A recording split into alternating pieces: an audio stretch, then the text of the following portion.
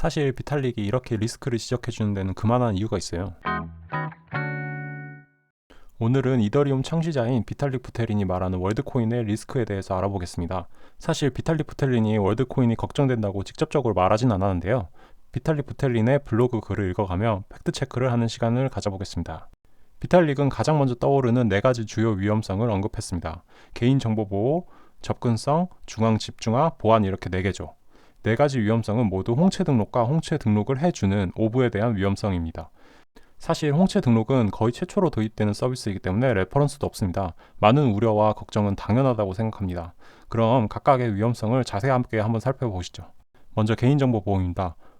비탈릭은 우선 소셜 그래프 기반의 인증 방식과 생체 인증 방식으로 구분하여 장단점을 설명해줬어요. 소셜 그래프는 A가 철수, B가 광수일 때 A와 B가 인정한 C는 인간이다. 이런 식으로 인간임을 증명하는 거예요. 사회적인 관계망을 통해서 인증 방식으로 사용한 거죠.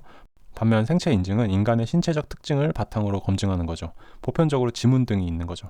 이 표는 각 인증 방식의 장단점을 분석한 표예요.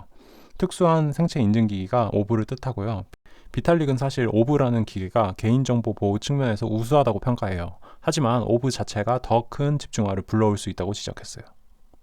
두 번째로 접근성이에요. 월드 아이디는 오브를 통해 인증한 사람에게만 주어져요. 그렇기 때문에 오브가 없는 나라에서는 상대적으로 소외를 받게 되는 거죠.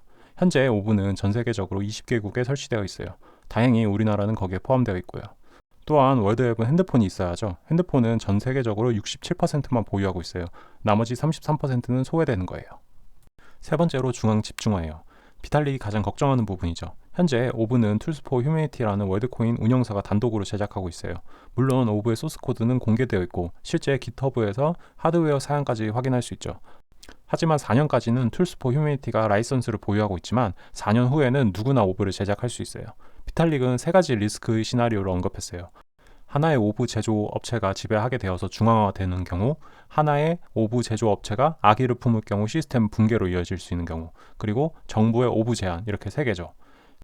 첫 번째랑 두 번째는 4년 후에나 걱정해야 할 문제고, 현재로서는 정부의 오브 제한이 가장 위험한 리스크 요인이죠.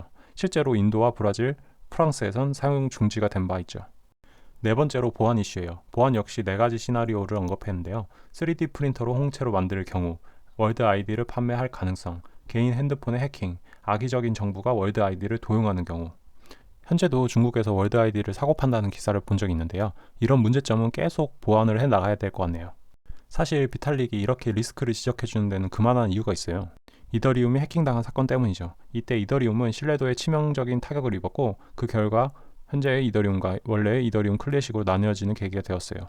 이더리움 진영에선 신속하게 대처하지 않았다면 아마 이더리움 프로젝트는 붕괴됐을 수도 있습니다. 월드코인은 이더리움 기반의 코인인 옵티미즘 블록체인으로 만들어진 코인이에요. 즉 월드코인이 잘 돼야 이더리움도 가치가 상승하는 같은 생태계예요. 어쩌면 비탈릭은 월드코인이 잘 되길 바라는 거 아닐까요?